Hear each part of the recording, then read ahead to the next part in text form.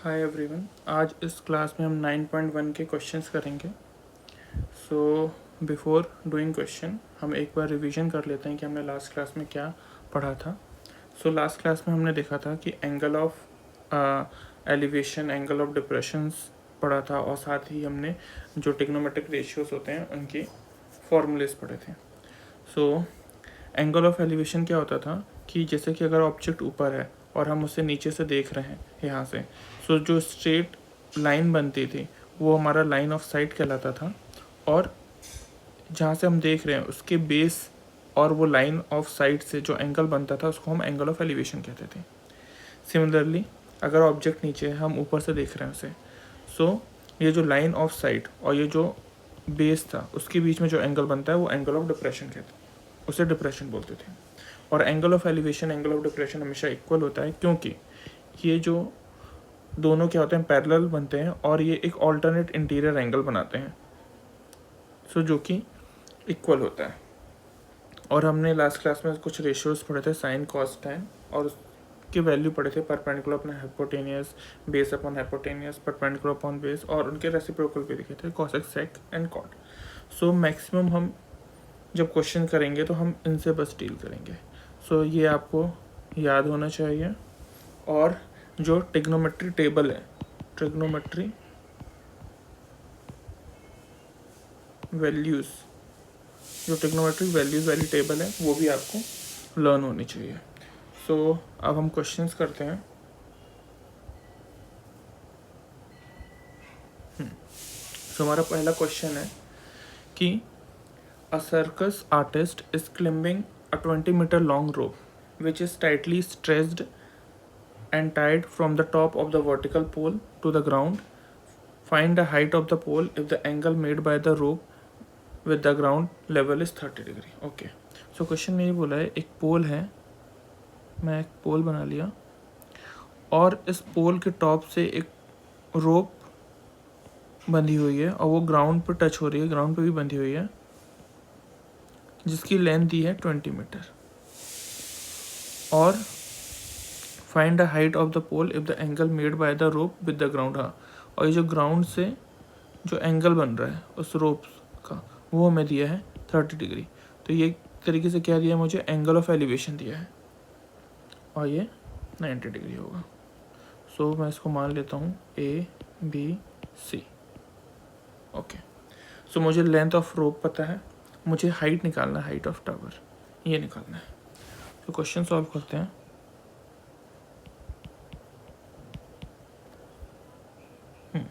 सो मैं मान लेता हूँ let AB be the height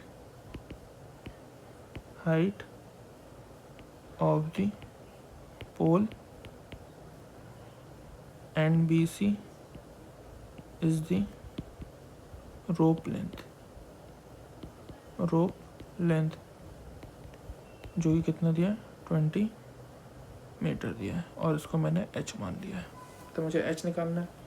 so ये देखो, ऐसा कौन सा फॉर्मूला है जिसमें हमें ये क्या होगा, अगर मैं इस एंगल की बात करूं तो ये क्या होगा, मेरा हाइट होगा, और ये क्या होगा, हाइपोटेनियस होगा।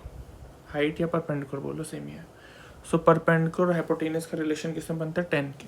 तो in triangle ABC tan theta कितना होगा, tan थीटा होता है परपेंडिकुलर अपॉन बेस होता है, सॉरी। सो मुझे परपेंडिकुलर हाइपोटेनियस चाहिए, तो मैं यहाँ पे क्या करूँगा, tan थीटा का फॉर्मूला ना लगा के किसका लगा सकता हूँ, sin थीटा का फॉर्मूला लगा सकता हूँ। sin थीटा क्या होता है, परपेंडिकुलर अपॉन हाइपोटेनियस, और दोनों वैल्यू मुझे पता है।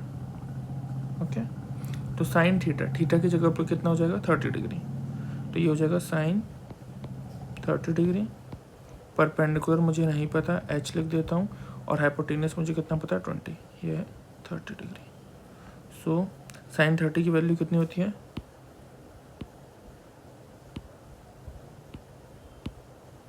sin 30 की वैल्यू कितनी होती है, 1/2 hypotenuse upon so height upon h/20। तो इसको सॉल्व करूँगा मैं, क्रॉस मल्टीप्लिकेशन करूँ तो क्या हो जाएगा 20 = 2h, और क्या कर सकता हूँ h = 20/2। सो h कितना हो जाएगा मेरा 10 metre. So therefore height of the pole is 10 metre. ये मेरा आंसर हो जाएगा। सेकेंड क्वेश्चन करते हैं। सेकेंड क्वेश्चन क्या है, a tree break due to storm and a broken part bend so that the top of the tree touches the ground making an angle 30 degree. Okay, एक tree है, मैंने एक tree बना लिया, ओके, और वो क्या हो गई है, ब्रेक हो गई है। लेट सपोज मैं मान लेता हूँ यहाँ कहीं से वो ब्रेक हो गई है, और जैसे ब्रेक होने के बाद वो ग्राउंड को टच कर रही है और क्या एंगल बना रही है 30 डिग्री। तो मैं मान लेता हूँ वो ग्राउंड को कहीं यहाँ पे टच कर रही है और उसके साथ कितना एंगल बना रही है वो 30 डिग्री का एंगल बना रही है, 30 डिग्री का एंगल बना रही है। Distance between the foot of the tree to the point where top touches the ground is 8 meter. सो यहाँ से यहाँ का डिस्टेंस मुझे दिया हुआ है 8 मीटर दिया हुआ है। क्या दिया हुआ है 8 मीटर दिया है। Find the height of the tower. Okay, so मैं क्या मान लेता हूँ, इसको ए मान लेता हूँ, इसको बी मान लेता हूँ, इसको सी मान लेता हूँ, और ये ब्रेक हो गया है यहाँ से। सो ये यहाँ पे टच कर रहा है तो उसको मैं ए डैश मान लेता हूँ। सो क्वेश्चन सॉल्व करते हैं। मान लेता हूँ let A C is the height of tree which breaks at B and broken part AB जो है वो क्या हो गया, becomes A dash B हो गया है। अब क्वेश्चन सॉल्व करते हैं। सो मुझे क्या निकालना है, ये हाइट निकालनी है, AC निकालना है, जो कि मैं मान लेता हूँ AC कितना है मेरा h के इक्वल है। मैंने ये मान लिया, ये मुझे निकालना है, ठीक है, ये निकालना है मुझे। सो मैं क्या करता हूँ, इस ट्रायंगल में जो ABC है A डैश BC है, in triangle A dash BC, इसमें मुझे एंगल ऑफ एलिवेशन पता है, क्या पता है, एंगल BA डैश C पता है जो कि 30 है, जो कि एंगल ऑफ एलिवेशन है मेरा, और मुझे पता है A डैश C पता है 8 मीटर है। तो मैं यहाँ से BC निकाल सकता हूँ क्या? तो चलो मैं क्वेश्चन करता हूँ। सो मुझे ये पता है, ये बेस पता है, यहाँ से ये निकालना है मुझे। तो मैं क्या फॉर्म लगा सकता हूँ, ये किसका कॉम्बिनेशन लगा सकता हूँ, ये क्या है बेस है, इसके अकॉर्डिंग क्या है, ये बेस है और ये हाइट है। तो मैं tan थीटा का फॉर्म लगा सकता हूँ, tan थीटा या tan 30 डिग्री बोल दो। तो tan 30 कितना होगा, tan 30 होगा परपेंडिकुलर अपॉन, तो परपेंडिकुलर क्या है BC अपॉन बेस क्या है A डैश C। तो tan 30 क्या होता है 1/√3, BC मुझे नहीं पता, A डैश C मुझे पता है 8। तो यहाँ पे से BC क्या आ जाएगा, 8 ऊपर चले जाएगा तो 8/√3 हो जाएगा 8/√3।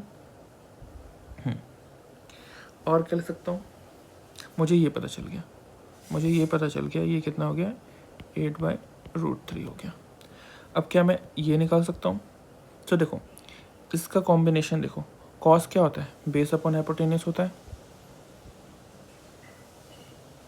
मुझे बेस पता है, हाइपोटेन्यूस तो जैसे मैंने tan 30 लगाया था, सिमिलरली मैं क्या सकता हूँ cos 30 भी ले सकता हूँ, cos 30 जो कि क्या होगा बेस अपॉन हाइपोटेन्यूस। तो बेस क्या है A dash C upon hypotenuse क्या है A डैश B। यहाँ से इसकी वैल्यू भी निकाल सकता हूँ। तो cos 30 कितना होता है √3/2 होता है, और A डैश C ये मुझे 8 दिया हुआ है, और ए डैश बी कितना है मुझे नहीं पता, ए डैश बी मैंने ऐसे लिख दिया, ठीक है। तो अगर मैं उसको सॉल्व करूँ तो ये कुछ ऐसा हो जाएगा, ए डैश बी, ये ए डैश बी को इधर ले गया मैं, इधर 8 है तो ये 2 कहाँ ऊपर जाएगा, 8 इंटू 2/√3 हो जाएगा। तो ए डैश बी मेरा कुछ हो जाएगा 16/√3। तो मुझे क्या पता चल गया, बी सी पता चल गया और ये भी पता चला 16/√3, मुझे ए डैश बी पता चल गया। तो मुझे क्या निकालना है, हाइट निकालना है, height of tree.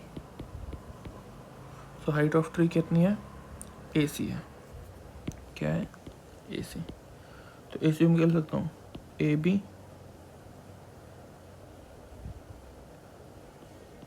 Plus B C, और ए बी क्या है हमारा,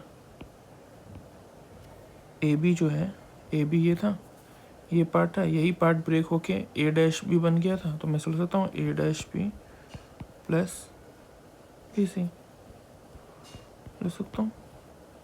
इसको सॉल्व करूँगा तो ए सी क्या है मेरा, हाइट है, ए डैश बी कितना है, ए डैश बी हमने निकाला, ए डैश बी 16/√3, 16/√3, और ये क्या है 8/√3।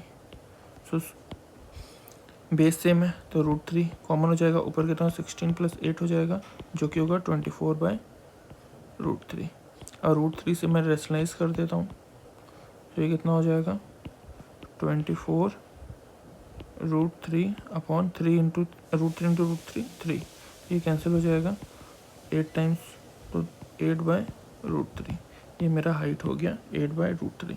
तो मैं बोल सकता हूँ hence the height of the tree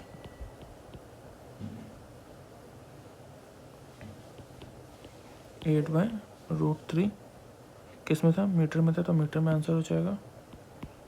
सो हमेशा फाइनल आंसर यूनिट लिखना नहीं भूलिएगा। सो आज इस क्लास में हम ये 2 क्वेश्चन ही करते हैं, मिलते हैं नेक्स्ट क्लास में जहाँ हम आगे क्वेश्चंस करेंगे। प्लीज़ मेरे चैनल को लाइक, सब्सक्राइब और शेयर कीजिए।